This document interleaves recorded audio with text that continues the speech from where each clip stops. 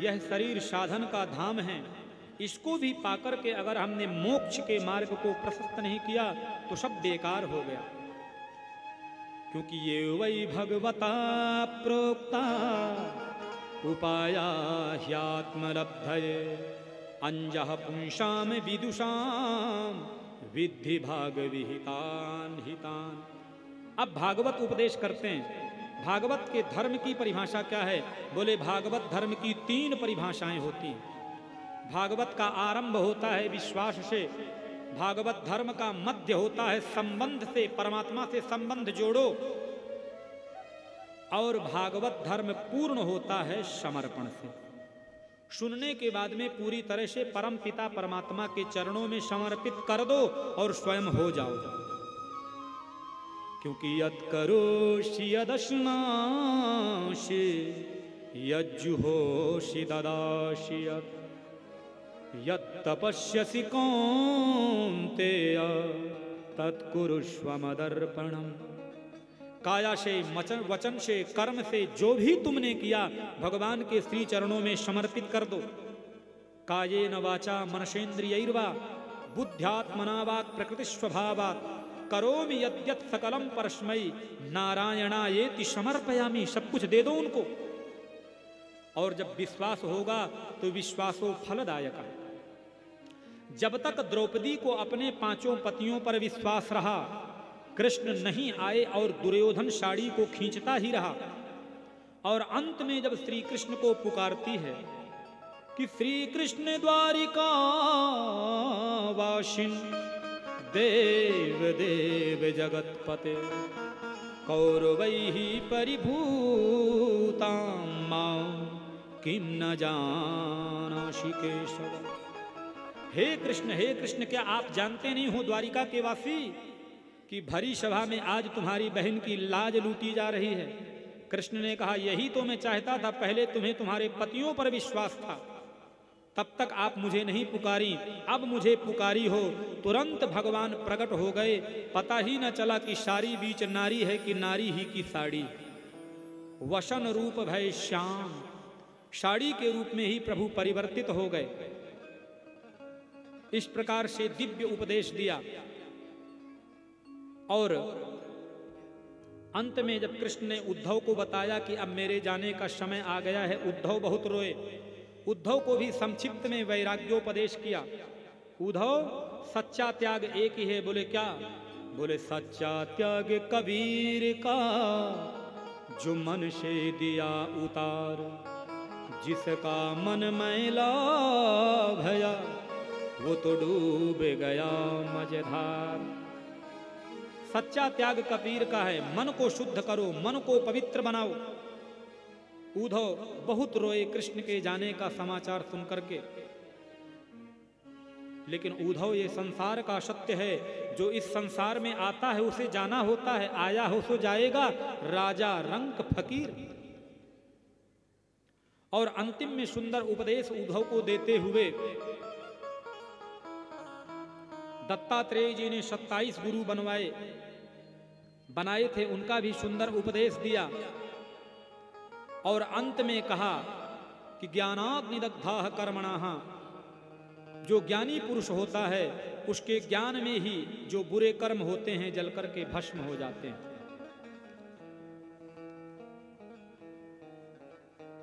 इधर प्रभु देखते हैं कि आपस में परिवार में कहा सुनी हो गई, और महाराज वहीं पर समुद्र के किनारे पहुंच गए जहां वो कड़ाही पीस करके डाली थी, उसमें से एरका नाम की घास प्रकट हो गई।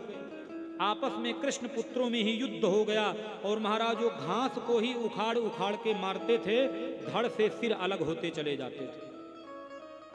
करोड़ों की संख्या में जो यदुवंश था संपूर्ण समाप्त हो गया। चतुः पंचावशिष्यति, 2-4 बचे थे, उसी में से पुनः यदुवंश की उत्पत्ति हुई। जो बलराम जी थे वो शेष का रूप धारण करके क्षीर सागर में प्रवेश कर गए, और भगवान श्री कृष्ण एक वृक्ष के नीचे बैठे थे विश्रांति के लिए। दाहिनी जंघा पर बाएं पैर को रख करके बैठे हुए थे, और भगवान श्री कृष्ण के पैर में पद्म का चिन्ह था। एक बहेलिया आया, उसको लगा कि ये मृग की आंख है, शिकार समझ करके बाण चला दिया। उस बाण में जो आगे का नुकीला पदार्थ लगा था ना, उसने भी उसी समुद्र से ही पाया था। देखो संतों का श्राप, भगवान कहते हैं मेरे पुत्रों ने किया तो मैं भी भरूंगा उसको। और महाराज उसने बाण चला दिया, श्री कृष्ण के पैर में बाण चुभ गया, रक्त बह पड़ा। वो जल्दी जल्दी गया और बहुत रोया, मेरे से बहुत बड़ी भूल हो गई, मुझे लगा ये कोई मृग है, मैं मृग समझ करके शस्त्र चला दिया आपके ऊपर। कृष्ण ने कहा बिल्कुल चिंता करने की जरूरत नहीं है, जो होता है मेरी इच्छा से ही होता है। पूर्व जन्म में तुम बाली थे, सुग्रीव के भाई, और जब मैंने बाण चलाया था तुम पर, मैंने संकेत किया था, क्योंकि सुग्रीव को तुम बार बार परास्त कर देते थे। यद्यपि थी तो तुम्हारी गलती, लेकिन थोड़ा सा छुप करके मैंने तुम्हें मरवाया, और तुमने प्रश्न चिन्ह खड़ा किया था कि धर्म हेतु अब तरे हो गोसाई, मारे हो मोहि व्याघ्रति नाई। आप तो धर्मशील हैं, रामो विग्रहवान धर्मा, राम धर्म के लिए जाने जाते हैं।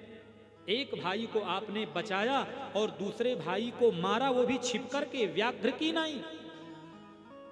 आज वही बदला तुमने भी ले लिया मेरे पैर में मार करके, बस मैं यही करना चाहता था। दारुक नाम के सारथी आए भगवान श्री कृष्ण के, बहुत रोया, प्रभु हमको छोड़ करके जाएंगे, हम कैसे रहेंगे।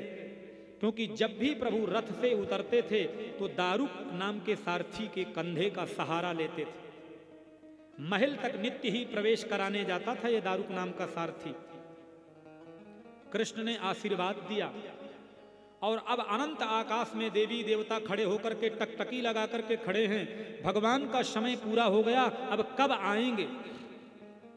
और देखते देखते वर्णन आता है कि यो वेत्ति भौतिकम रूपम कृष्णस्य परमात्मनः सचैल स्नानमाचरेत् सर्वस्मात् द्विज कर्मणः सशूद्रवश्वहित्कार।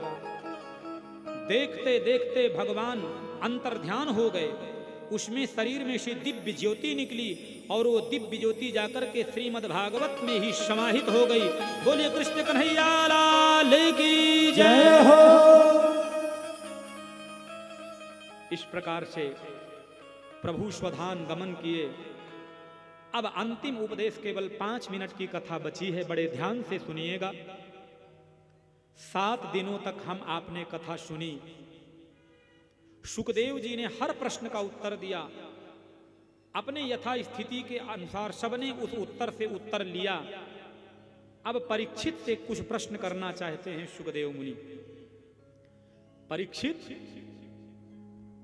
मैं तुमसे पूछना चाहता हूं, तुम मृत्यु का भय लेकर के मेरे पास आए थे, बताओ तुम मरोगे? परीक्षित ने कहा नहीं गुरुजी, क्योंकि मैं तो नित्य हूं, मुक्त हूं, शुद्ध हूं, चिन्मय हूं, शाश्वत हूं, अविनाशी हूं। आत्मा तो जन्म और मृत्यु से परे है। अच्छा, ये मृत्यु है क्या परीक्षित? इसके रहस्य को जो जान लेना, वो मृत्यु से फिर डरता नहीं। जैसे 2 प्रकार की नींद होती है, एक गहरी नींद, एक चिर निद्रा। समझें आप 2 मिनट ध्यान से। और ये नींद लेना तो सभी चाहते हैं, लेकिन नींद लेते समय किसी को डर नहीं है, और चिर निद्रा लेते समय सबको डर है।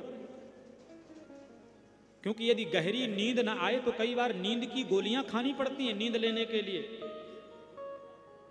क्योंकि एक दिन अगर ठीक से नींद नहीं आए ना, तो आप तरोताजगी का अनुभव नहीं करते हैं उस दिन।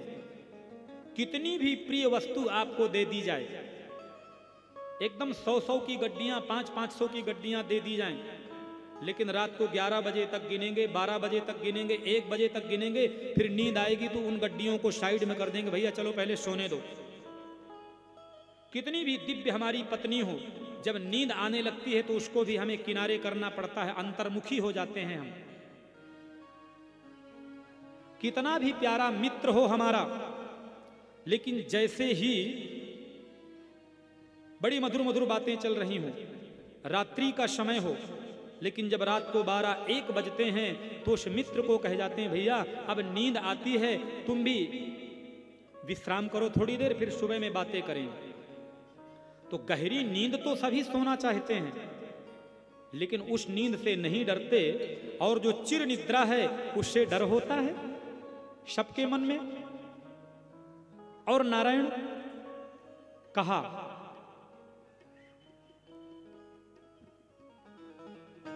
उस नींद से सबको डर लगता है।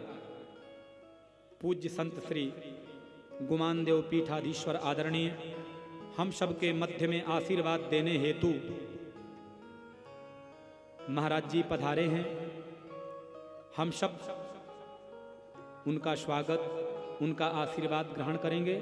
आइए 2 मिनट हरि नाम संकीर्तन। हरि ओम नमो भगवते वासुदेवाय। ओम नमो भगवते वासुदेवाय। ओम नमो भगवते वासुदेवाय। ओम नमो भगवते वासुदेवाय। हरि ओम नमो भगवते वासुदेवाय। ओम नमो भगवते वासुदेवाय। हरि ओम नमो भगवते वासुदेवाय। ओम नमो भगवते वासुदेवाय। हरि ओम नमो भगवते वासुदेवाय। ओम नमो भगवते वासुदेवाय। वासुदेवाय प्रभु गिरि गोवर्धनाय। वासुदेवाय प्रभु कीर्तनाय। वासुदेवाय प्रभु गिरि गोवर्धनाय। वासुदेव